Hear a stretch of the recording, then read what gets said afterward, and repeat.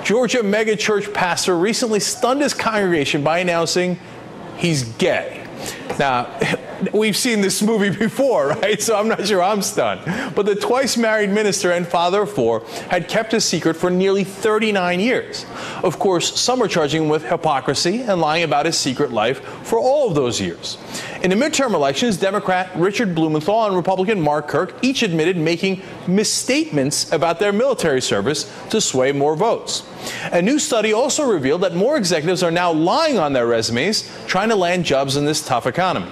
So can we believe anything that anybody is saying these days? And get this, is that so terrible? Or is lying and hypocrisy a normal part of life? Come on, let's have an interesting conversation about it. Let's go to Ben Mankiewicz. He's co-host of the Young Turks. He joins me from Los Angeles. Ben, is hypocrisy such a bad thing? Cenk, hypocrisy is overrated in that sort of our use of hypocrisy as a tool for criticizing people is overrated.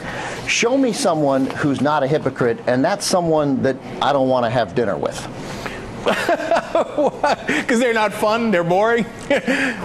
Yeah, they're going to be boring. They're not so much boring. They're going to be incredibly self-righteous. We're all a little hypocritical. That's what makes life complicated, and in some senses, that's what makes us interesting.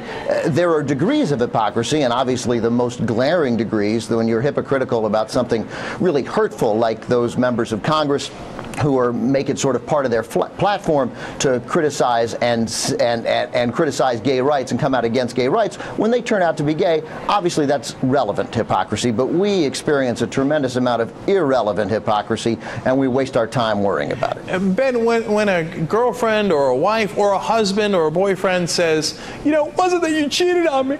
He said you lied about it. Do you believe them, or is it because they actually cheated and they're mad about that? Everybody wants to sort of direct their anger at something else, I think, instead of facing the actual thing that we're angry about.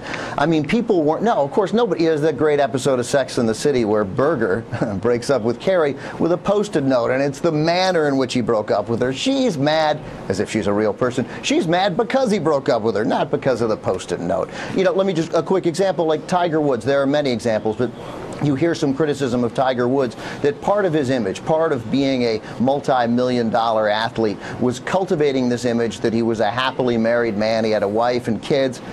Tiger Woods is not hypocritical. Tiger Woods is a jerk. Period. That should be where the discussion ends. And look, these anti-lying crowd, okay, these do-gooders, what do they want from us? Like, every time we do something wrong, am I supposed to admit it right away? Like, last night I gambled, I lost. Am I supposed to say that to my wife?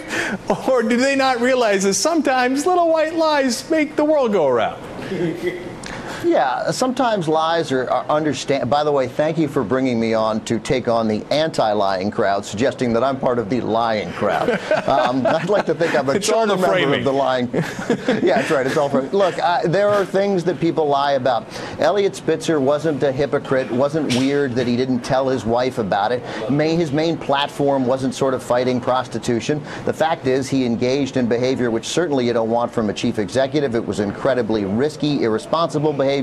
Not hypocritical behavior, and of course he lied about it. Right, and so finally, let's talk about the political consequences of this, right? So, I mean, we have on the one hand Bill Clinton, who Republicans said, I cannot believe he lied about having an affair. To me, I think that's the most believable thing I've ever heard in my entire life. But on the other hand, you also have, you know, Republicans like David Vitter who campaign on family values and then get caught with prostitutes, and he's admitted it. So is one lying okay and the other lying's not okay, or they're both okay? I mean, what's your take on that?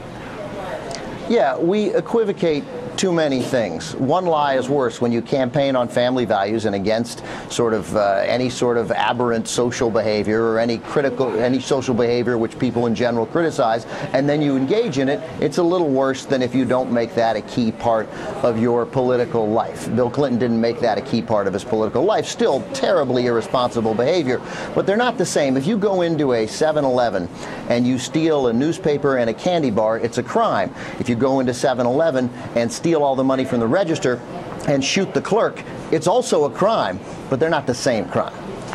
Right. So, you know, like, for example, let's say a Democrat runs on being kind to puppies, and then we got video of him kicking a puppy. That would be a little worse than if, you know, if they weren't running on it, right? So is the original statement what leads to the problem in the first place rather than the follow-up lie? I think what leads to the problem is our determination as a society to catch people in being hypocritical. I just don't think it's that big a deal. I mean, we all, you know, Rush Limbaugh is a dangerous guy, and he sort of talked about the war on drugs, and then he had a drug problem. But I wanted Rush Limbaugh to kick that drug problem because that's a personal foible. That wasn't hypocrisy. Rush Limbaugh's problem in life is that he's sort of at worst a bigot and at best divisive, ignorant, and makes the country just a little bit worse for the rest of us. Well, at least you're clear about it, but you're letting him off the hook on the drug thing. I think he's going to appreciate that. Is Ben Mankiewicz not merciful? All right. Ben, thanks for joining us. We appreciate it. Sure, Jack.